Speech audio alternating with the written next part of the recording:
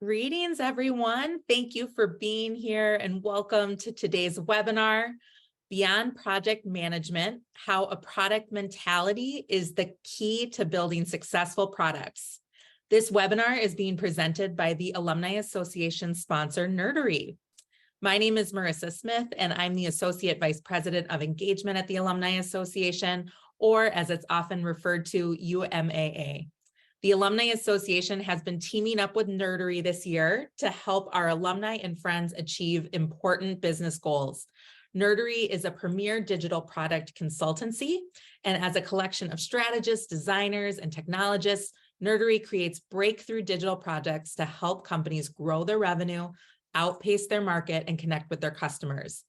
Nerdery is headquartered right here in the Twin Cities with offices in Chicago and Phoenix, and has many University of Minnesota alumni in key leadership positions, which obviously makes us at the Alumni Association super proud. It's been an absolute joy getting to know them this year, and I'm super excited for today's presentation. In today's webinar, Keri Lindquist is with us. Keri is the Associate Product Director at Nerdery, and she will help us understand how a product mentality can help us achieve our business goals. And before I turn things over to Keri, a quick reminder that you are welcome to use the Q&A feature anytime to ask a question. We've got some time reserved at the end for Q&A with Keri, so please don't be shy. Drop your questions in the chat. And now it is my pleasure to turn things over to Keri and the Nerdery. Thank you, Marissa. Hey, folks, we're so thankful to be here today and to be able to chat with you about product mentality and how that applies to the product methodology. So we're going to take our time today and actually start out with a really quick video right at the beginning, and then we'll kind of get into it. The product methodology is a way to approach getting to the end state, but by not knowing what that end state is. I think there are two separate sort of chains of thought in the marketplace about project and product methodology. It is very similar to that of waterfall versus agile. In the project methodology, there is a finite amount of time. You determine exactly what you are going to build, when you're going to build it, and for how much, and then you release it into the hands of the users. At that point, it's done. In the product methodology, we look to realize value as quickly as possible. So it's something that's really focusing on the needs of your end users, and we're asking for their feedback. So we're releasing sooner. We're not waiting until the end of the project date. We're saying, let's get this out, it's ready. Let's see what the users think about it. And then we'll take that feedback and we can continue evolving it throughout time.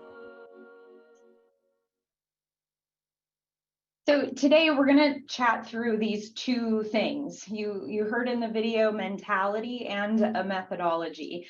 And so of course, right, this webinar that you signed up for is how a product mentality is key to building those successful products. And so I put the two definitions here on the screen for you so that you can see. When I say a mentality, that mentality or a mindset, it is like expecting and accepting change while being committed to the customer and the outcomes that help drive kind of your product forward. And the methodology is the process that we use to actually make that switch from traditional kind of waterfall style project management.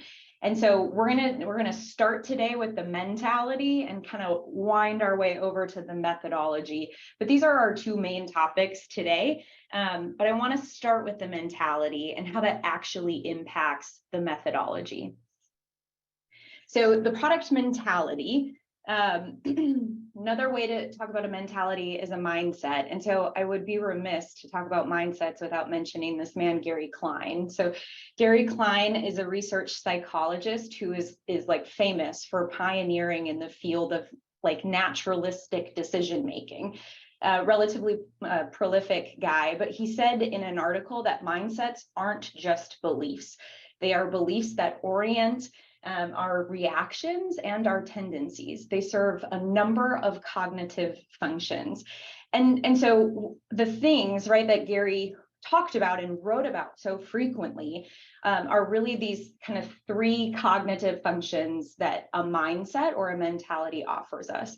Number 1, they let us frame situations. So they direct our attention to the most important cues so that we're not overwhelmed with information. The second thing is they help suggest sensible goals for us. We know what we should be trying to achieve. We understand kind of what we can achieve, and we keep that measurable, attainable, and timely, like a SMART goal. And then they prime us with a reasonable course of action. So, your brain is a fascinating thing, but a mindset helps us not have to puzzle out what to do, but kind of gives us a way to orient our actions.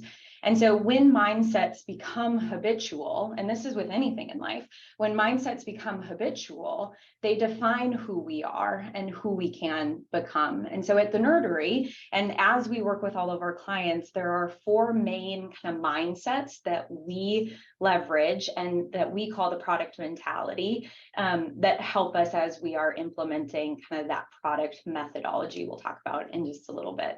So the first product mentality behavior that we really embrace is called speed to value. And so I think this diagram or something of this sort is pretty well circulated. You've likely seen it before, but if you haven't, there's a couple different methods to actually developing anything, whether it's a physical or a digital product. You could release something into the market and it could just be a wheel, and your user would likely not be very happy. Method B could be a skateboard. They're probably not too happy about that skateboard either, but at least it has 4 wheels and it can get them from A to B, where a wheel doesn't really provide much value to that end user. And so this mentality is all about getting something in the market, because value exists in the hands of the user when they can touch it and test it and provide us feedback, and to say, actually, I'd really love to leverage my feet on a pedal and have a chain that like pushes a bike forward versus like having to use my foot on the ground to get the skateboard to go. Value exists for our stakeholders because our business objectives that we're trying to meet can actually come to fruition, whether that's revenue or adoption or retention for those users. And so getting something into the market, getting something there quickly so that we can gather feedback and we can make sure that we're heading in the right direction is a mentality that we embrace.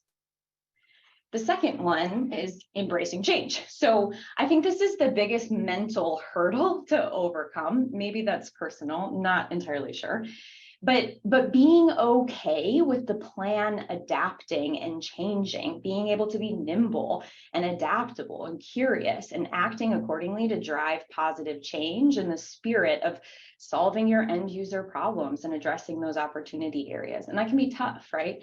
You want to know exactly what you want to release and when, and sure, right? But the best laid plans, and so being able to roadmap in a way and be able to say, we're going to put this skateboard in the market, and we're not entirely sure what that next thing might look like, but we're going to continue to make it better and to drive that positive change. It's tough to admit that what you thought was the right plan maybe isn't actually what the user wants or needs. And so having a team that embodies this culture of adaptability is key to making forward progress and knowing that you're always learning. The third of the 4 is customer obsessed. So I really like this sentence here, this nonstop dedication to delivering exceptional experiences for our customers. So I think one of the things about customer obsessed is that you can have one good experience, but if you deliver multiple positive experiences over the course of time, that is what creates a sticky kind of relationship and drives true engagement for your users. Our users have wants and needs and desires, and we call all 3 of those things the opportunity space. It maybe isn't always about solving a problem. It sometimes is about giving them what they desire. And so the opportunity space is infinite, it is endless, and there are a million things that we can do. We don't just build our hypothesis, we validate that and test that with our users. We gain insights by directly listening to their feedback and anticipating their needs. Based on the evidence that we gain and the level of importance that we learn, that's how we prioritize those things for a future release, but it's always based on that customer. There's a healthy tension, which is true, or there's a healthy tension between serving your customer and meeting your business needs. And the thing is, when you are serving your customer and giving them an experience that they want to continually come back for, you will by nature drive your business need forward. And so if you think about the last time you maybe read a New York Times article, you likely had to click through a couple of ads. So New York Times in that example has prioritized their ad revenue over your experience reading that article. And after a number of times, you might be fed up with clicking through those ads and no longer coming back. And so that tension is real, and it's healthy and it's necessary, but by prioritizing that customer and their experience will drive your business forward. Last one before we get into the methodology, outcome oriented. So we know the opportunity areas that we're looking to impact because we are customer obsessed.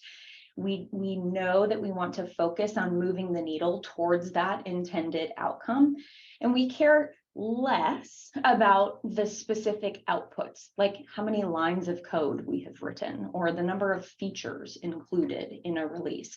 And so we care more about shipping value and not necessarily that output.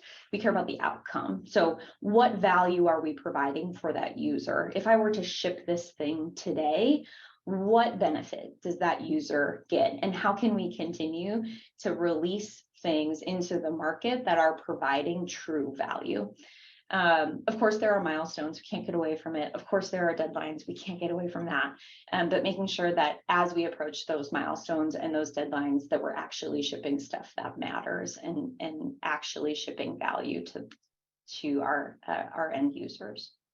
So those are the 4 mindsets that we use that kind of ingrain this habit in us, that help us kind of determine which way we're going to go, that course of action I mentioned earlier from Gary Klein. And these are the things that drive us as an organization and that we work on with our clients on all of the different engagements that we're in. So these habits, as they become habitual, then impact the way that we deliver work and that methodology to our approach of product development.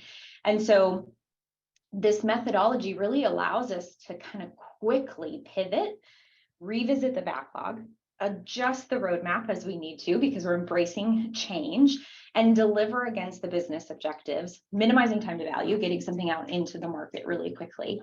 And so we're going to spend the rest of our time here. And I wanted to kind of level set on mindset, and I wanted to level set on some of these definitions before getting into the methodology itself. So we're going to spend the rest of our time today before questions talking through this methodology.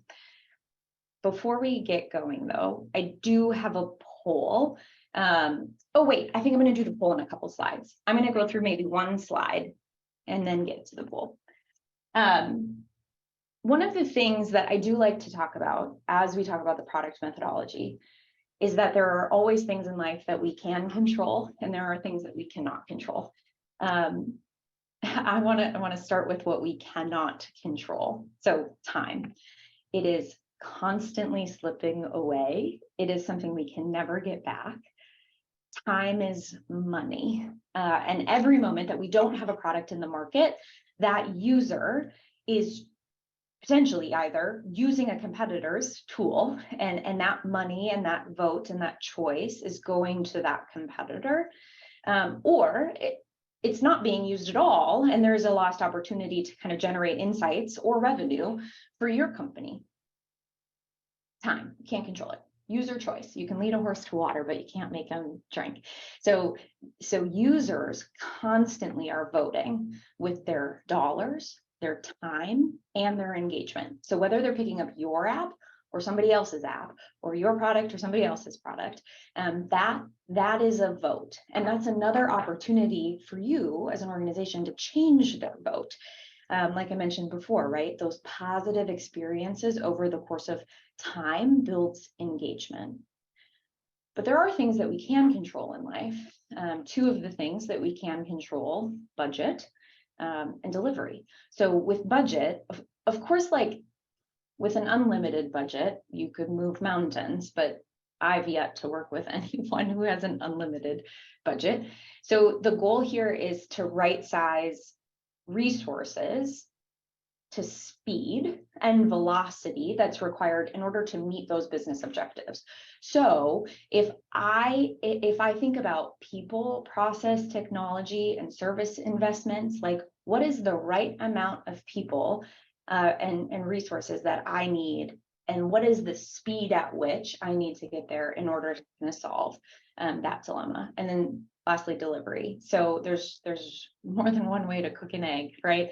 And we could follow a kind of project methodology, waterfall, classic. We could do agile, right? But at the end of the day, we need to find a way that our team can deliver against those agreed upon business objectives, and figure out how to empower the team to achieve those.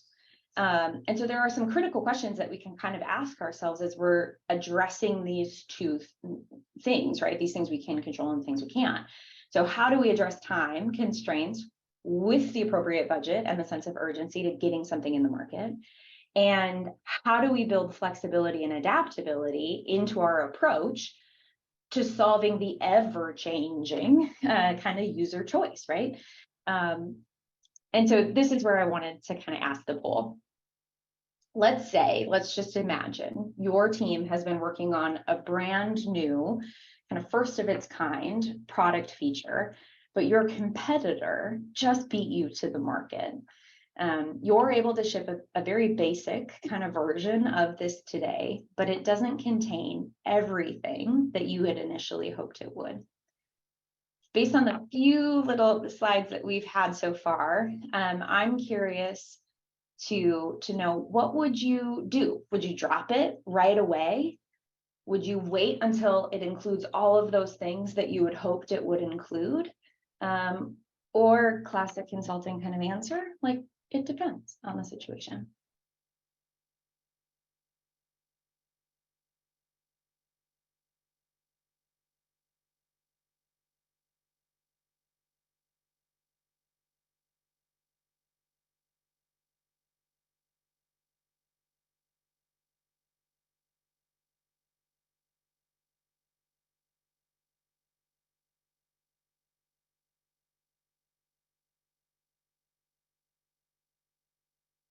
All right. So we got a number of folks that responded, and the majority of you said it depends on the situation. I don't think any one of these is wrong. So I'm kind of in the it depends kind of camp myself. I think there is certainly benefit to kind of dropping the feature right away. Wait until it's perfect before releasing. Very, very few of you stated, which I also I agree with. And then it depends on the situation. 24 of you had said it depends. I think it's totally true. I think it depends. I think it depends on who your stakeholders are. I think it depends on who your customers are. I think it depends on the competitor itself and kind of what the market looks like.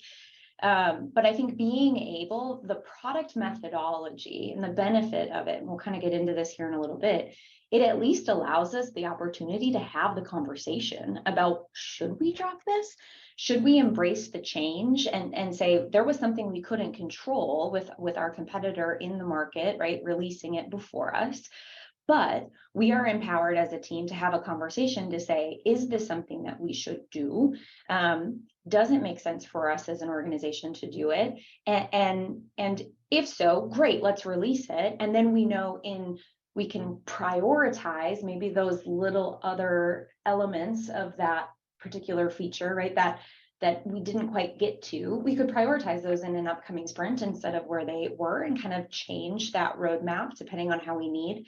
The project kind of methodology does not allow for that, and does not allow for that conversation to even happen. And so that is why I wanted to kind of talk about it. I wanted to talk about the difference between kind of these methodologies, right? There's two fundamental approaches that we can choose between in order to tackle those critical questions about time constraints and the ever-changing kind of user choice. This like project methodology or product methodology. So here, this one, project methodology, kind of also known as waterfall. That project methodology provides the greatest visibility to deliverables at the outset. At the beginning of that project, those business objectives are determined and deliverables are kind of designed at a point in time to support that business objective. Those deliverables are locked in, tied to a specific milestone, and given a predetermined budget. So the team really here is successful if they deliver on time and on budget with those agreed upon deliverables. And so in the question that we had asked in the poll, right, we wouldn't have been able to even ask because it's not done yet and we haven't met those deliverables and we haven't reached that date. On the other hand, right, you have this product methodology. Sometimes we also, of course, hear this referred to as agile. But the product methodology provides the greatest flexibility for development to deliver against those business objectives. So at the beginning of the project, right, business objectives are determined. We have like a deliverable kind of backlog that is prioritized. And after that first release of deliverables, right, so this like release one, I'm not sure if you can see my mouse circling that release one circle, the team listens to that user's choice and they reprioritize the next set of deliverables in order to meet those business objectives. And so here, the team is successful if they achieve business objectives and they deliver the user value. So side by side, they kind of look like this, side by side of these two approaches. And as we think about the things we can control and the things we cannot control, I want to get those on the slide too. This will be a busy slide at the end of this, this next couple paragraphs. But in that project methodology, there is high visibility to what will be delivered and to when. And so I think that it's really, really tough, especially for executive and stakeholders and organizations, to move away from this methodology and this approach, because they really like to know if I'm going in with a $3 million check, this is exactly all of the things that I am going to get for that money, right? And that's how budget, right? Resources and the budget are fixed and then managed right from the get-go. User's choice. So say something happens, I don't know, like a pandemic, and all of a sudden there's like a change in what I need or how I work or what I decide. And so there's limited response and limited ways for us to adapt or be nimble based on that user choice. And delivery kind of decided how we're going to deliver it from the get-go. So there's low adaptability focused on those deliverables and not necessarily the business objectives. On the flip side, right, on the product methodology side, there's lower visibility to specific deliverables, but there's high visibility towards our progress on those business objectives. And so we might know this is the opportunity area that I'm really focusing on affecting or moving that needle for. And I don't know what specific feature or function that might become, but I know this is the outcome that I want. And this is the opportunity area that we have prioritized and know is the most important for us to work on. Budget.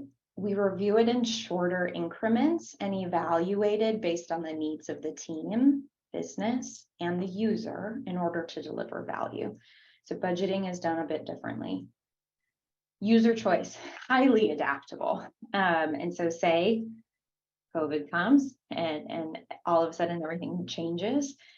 We can take that information, we can take that, whatever's happened in the market, we can take whatever's happened within the business and take kind of any of these situations, and we can figure out how we need to adapt based on that situation and that learning from a user and their feedback. Delivery is also highly adaptable. And so we are focusing on delivering those on those business objectives and not necessarily a feature or a function set. I want to tie it back just a little bit to the mindset, right? So the first mindset, minimizing time to value, I want to layer on that mindset sort of approach onto the methodology slides. So what is value actually? And when does value realization actually happen? So in the project methodology, value is really only realized at the very, very end of that engagement. So once that thing ships, once it is live, once a user has it in their hands, once it can generate revenue for your company, that's when value is actually realized. But in the product methodology, it happens much sooner. And so what we wind up seeing here is that incremental value builds over the course of time with small, more frequent releases. User feedback is gathered. We can more easily adapt to find new value pools if the hypothesized value pools don't turn out kind of as expected or make meaningful progress towards our business objectives. I mentioned earlier that value really exists in the hands of our users when they can touch it and test it and use it and provide us feedback. And with that feedback, we can continue to reprioritize, embrace change, reprioritize our roadmap, figure out what we need to do in order to continue providing value to that user so that they continue to come back and they continue to use our product. And so by doing these more frequent kind of smaller releases, we're actually creating a much more sticky relationship with our users. So what about the unexpected? So what happens if we push something into the market and we actually don't meet that business objective? Or what if somebody stops using our product? And so that flexibility and adaptability, that is here within the product methodology. And so although we may have a really strong perspective backed by research on what our users need, we don't know how they're going to react until our product is in their hands and they actually have it and they can interact with it and provide us that feedback. And so if we aren't meeting that user need, we're not making progress on that business objective. The project kind of methodology here does not allow the team to change deliverables or milestones. There's major rework, lost time, lost productivity, ultimately kind of missing our business objectives anyway, missing those business objectives. The product methodology isn't completely fail-safe either. There may be deliverables that are created that don't resonate with the user. And the key difference here is that the team is able to quickly pivot, revisit the backlog, do some additional discovery with users, adjust the product roadmap to still deliver against business objectives. And so what they'll do is that this approach actually helps us minimize unproductive work time, and while we are still minimizing time to value because we can quickly adjust and then get back in. So talked a little bit about roadmaps and backlogs and embracing change and kind of reprioritizing. And so I really like this sort of visual about project versus product kind of road mapping. Now, for what it's worth, I would never put the dotted with the lines that kind of looks like a really weird triangle city. I'd never put that in front of a client, but it's a good analogy to talk about a strategic roadmap versus something that we really reference as a misleading roadmap. And so we see this misleading roadmap kind of on the project side where it says we're going to follow this specific path from A to C, and we are going to get there, and this is the way. These are the things we are going to do. In the middle, we have what we call this honest roadmap, which is we know where we are today. We have kind of a good idea about where we're going to go in the future, but man, things are uncertain, and I'm not entirely sure. And then the strategic roadmap. we know where we are today. We can anticipate, like, there are decision points that will happen in the future that might make us go from A to B to like F, right? And I didn't know that, I didn't plan that, but there are certainly options, and I need to account for and plan and kind of pad in where we might be able to go or where we might have to go, depending on what we get back from that user, because we're so customer obsessed.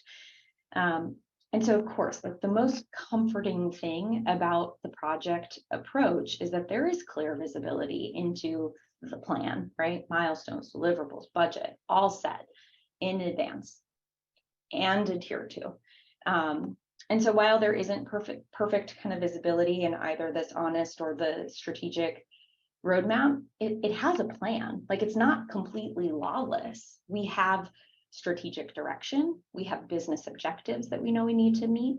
We have some hypotheses about how we best might meet those, and what features and functions could actually influence moving the needle on those. The key difference is that the product methodology builds in that ability to adapt and anticipates the need to flex, and it sets those deliverables in much shorter increments. So at the end of the day, there is no silver bullet, and running an engagement in the like project way isn't inherently bad. There are pros and cons to both of these, but there are three kind of key product principles to our product methodology, right? Risks are tackled up front rather than at the end. They are defined and designed collaboratively. So we've got tech involved at the same time as product and strategy and design and QA, so that we can minimize any unproductive time, and we can, squash bugs before they even become a bug. But they are defined and designed collaboratively. And then we're focusing on addressing opportunity areas, so those wants and needs and desires, rather than just implementing features, right, or being focused on that output. Part of knowing that a problem is being addressed, kind of this third principle, is being able to measure against those intended outcomes that point to successful problem solving, and features can be a part of that solution. So, okay, I'm going to talk about this slide, and then I think we'll actually kick it over to some questions. If you want to start small, so say you work in an organization that's super waterfall or super kind of ingrained in that project methodology, it can be really tough to make this switch over to the product methodology and leveraging some of that product mindset that we talked about earlier. It's like turning a giant cruise ship. We all know that analogy. But little by little, it becomes a lot over time. And so I wanted to include maybe a couple small things that you could do to start leveraging that mindset, creating those habits that will become your default way of approaching product development. And so one of the things that I had done, I thought this is a really good approach to something small. Whether your roadmap is more project kind of waterfall style versus product, reword your roadmap so that instead of specific features or deliverables, it talks about the outcome that you're hoping to achieve, or that opportunity that you're hoping to work towards. And that can help answer your question in number 2, right? Like, if we shipped this feature, what value would it provide? And like, is that what we want? Is that where we're wanting to go as a business? We ask that question all the time as we are in our backlog planning a sprint, and we're working on active development, or we're actively designing something for a future sprint, right? Just gut check yourself and ask yourself back about that opportunity area and those objectives that you're trying to meet. And how does this thing move the needle towards that? The third bullet point I have here is interview customers, even one, to confirm that you're building the right thing and not just something. And so whether you work in banking or you work in digital product like us at the Nerdery, no matter your industry, healthcare, it could be like, oh my gosh, transportation and logistics, it could be anything. You all have customers, and generally you're like, God, if you work in banking, if you're in finance, every single person that you know probably has a checking account somewhere, and they all have to use your service. Maybe it's not yours specifically, but ask them a question. And I think being customer obsessed and having just some conversations, even with one person, is a really good way to start small and to validate that the things that you're working on or the things that you're thinking about as opportunity areas or objectives that you have as an organization are the things that can be really helpful in confirming you are building the right thing and you're not just building something. So just a couple of things. I'm sure there's more ways to kind of get started, but wanted to leave you with a few kind of nuggets. So I buzzed through some of that. It's funny, Marissa, to do a seminar and to like not have people interrupt you along the way with questions. It makes it go by so fast. So we have more time than I anticipated having for questions. And so I'm curious to hear what questions folks have, and to spend a little bit of time chatting through them. Well, thank you, Keri, for sharing your insights. And there was a lot of really good nuggets to take away. I was scribbling down notes to share with my colleagues. And again, just appreciate the thought and intentionality that went into preparing the presentation for today. So we do have a question that came in, and this person wants you to talk a little bit about, can you use a combination of both methodologies? Like maybe you start with project methodology to build a minimum viable product, and then when your product is then built on maybe an outdated infrastructure, transition to a product methodology for future development.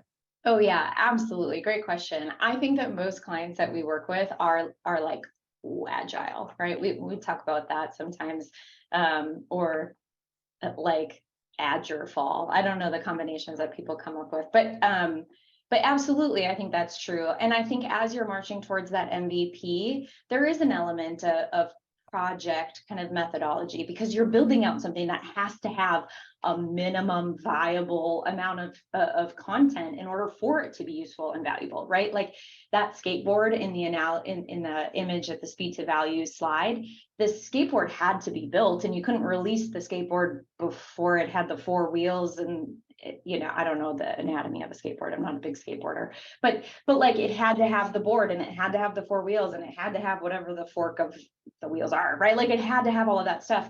And so the same is true as you're marching towards an MVP. You will likely have milestones and deliverables and a date that you need to get it out there. What I would challenge you with is, and the thing that we see a lot with our clients is they fall prey to this like mile wide and an inch deep, right, approach. And they look at a competitor, maybe they're a little late to the market. They look at a competitor and they say, our app has to have everything that competitor's app has. And that's not true. And so what I would challenge you to think of is, what is your differentiator? What is the thing you do really well? And what do you need in order to build that part of it out and then get that into the market? And so when you're thinking about what is minimum viable, that's what I would think about. And yeah, you're going to have some elements of that project kind of on the outset, and then really quickly getting into those releases. And so would challenge folks that instead of having an annual release or every 6 months, right, a semi-annual release, that you start getting into that habit of really quickly releasing to the market quarterly, every other month, even monthly, right? We see product teams that release every month. And if you think about, I challenge you, right, to think about your favorite app. We just had this conversation with a client of ours on Monday. We said, what is your favorite app that you use? And think about to the very first time you downloaded it. I'll use Spotify as just an example. Back in the day, I downloaded Spotify because the only other thing I was using at the time was Pandora, and I didn't want a radio mix I wanted to listen to an album through and through, right? And Spotify solved that problem for me. It allowed me the opportunity to press play on an album, listen to that album until the end. And it didn't have all of the like whiz bang sort of features that it has today. But today, if I think about Spotify, it gives me a weekly playlist of songs that it thinks I will like based on the music I've listened to in the past. And it didn't do that at the beginning. It gives me my like end of year wrap up, right? It didn't do that at the beginning. And so products will evolve over the course of time. And so I would just encourage, right? Yes, you're going to have a little bit of both, and that's just fine. But continuing to get stuff into the market, continuing to listen to users, continuing to leverage data for those insights will be ultimately really helpful for driving forward your business outcomes while keeping your customer really engaged and hooked. That's a great question. Yeah, it was. And thank you for your thoughtful response. I'm curious to know, what does this look like in real life, right? Can you maybe share a success story or a case study of a client that you've worked with that's embraced the product mentality and seen improvements in their overall business outcomes? Oh my gosh, yeah, we have a couple. So one of our clients that we had worked with was Hy-Vee. And so Hy-Vee is a grocery store chain. I think they're based out of Iowa initially, but they've kind of spread into the Minnesota market, a number of grocery stores, and they had a really antiquated kind of digital presence, right? So app and website. And so they brought us in, and they knew that, and this is maybe a little bit of an older example, but it was the first one that came to my mind, Marissa, and so I wanted to talk about it. This was right before COVID. And so online shopping, online ordering, store pickup was a thing, but like not everybody was doing it. And they knew that it was a market that they wanted to kind of get into, but they weren't entirely sure how. And so we wound up doing this whole product, we leveraged product methodology, revamped that for them. And we saw an unbelievable, uptick in not only the amount of people that like signed on for the app, but also people leveraging those fuel rewards. And the more that we could push out through the app, and sometimes, right, kind of going back to like, what if it doesn't land? I think we would push out something like, creating a list on the app for the groceries that you're going to need for that day.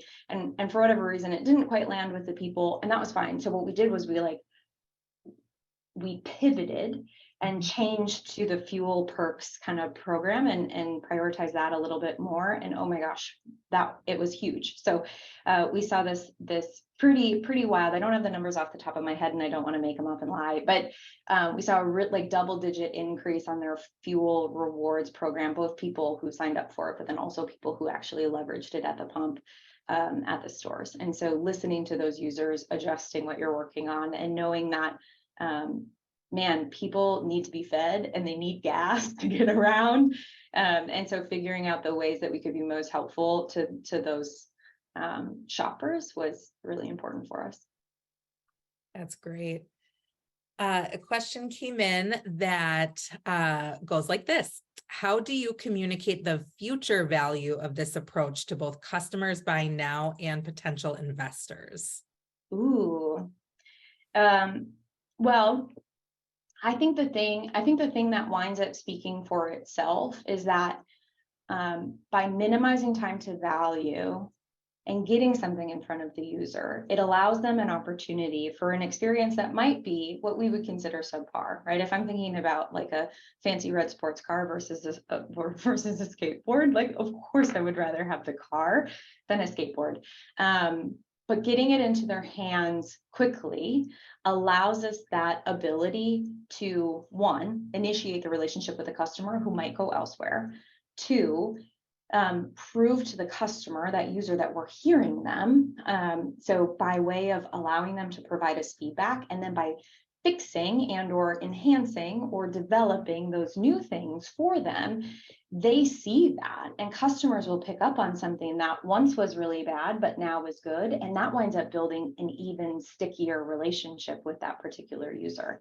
Apple Maps is a really good example of that. I don't know how many of you have been Apple kind of iPhone users since the beginning of the iPhone times, but Apple Maps used to really womp, like really bad. And people would download Google Maps on their iPhone as their navigation kind of situation. And man, Apple heard about it. But it wasn't bad enough, and people had a sticky enough relationship with Apple to like stick it out. And now Apple Maps is great, right? And maybe there's a few things that are still a little wonky with it, but I think it's fine. It does what I need it to do. And so by making those constant adjustments and pushing stuff constantly, you are showing that end user that you're hearing them and that you care, and that they are engaged, and they usually are retained in that way. I think that's what I would say to the first part of that question, which was about the user, the stakeholder. I think the way that I would answer that question is really around those business outcomes and the value you're providing, and being able to leverage the data that you are collecting in a way that can show that measurable change. And so I think part of it is getting agreement on what you should be measuring and what outcomes you're really driving towards. I think getting them to kind of switch over to this helps us understand that by being customer obsessed, we are going to drive those business objectives, identifying really clearly what those objectives are, identifying the key results that are underneath those objectives that help us answer whether or not we've met that objective, and the KPIs that kind of support all of that, and figuring out a way to communicate really clearly with the stakeholders the value that you are driving and measuring against, because that is how success, right, for that product team is defined. Keri, I love this question that just came in. Yeah. This person writes, we are drowning in feedback from multiple sources, and my product team and I are having a hard time capturing and codifying requests to really elevate what the key trends are and quantify the volume of requests for a solution or a feature. Do you have a recommendation for tools that allow you to manage and make the most of your feedback? Oh, I wish my buddy Samira was here. She would have a great answer to that question. Number one, can I just say that I'm like so glad that one, you're getting data, and two, you're looking at your data, because there's a lot of people there's a lot of people and a lot of products out there where they are collecting data, but they're not doing anything with it. And then there's a lot of people who just aren't, right, collecting their data and don't know. And so figuring out how to be data driven and leveraging that information in a dashboard or what have you to better understand those themes. I think the thing that we have done in the past is leveraging whether we've got information kind of coming into like a database or a data lake or whatever, where it's in a data warehouse, and leveraging tools like kind of Power BI and other tools. Oh man, Marissa, can we get back to this person and give them a better answer? I need my buddy in data insights and analytics to help answer. Absolutely. It's a great problem to have because you have the feedback. It's just figuring out the best way to mine it in order to generate insights and wisdom to decide what the best path forward is.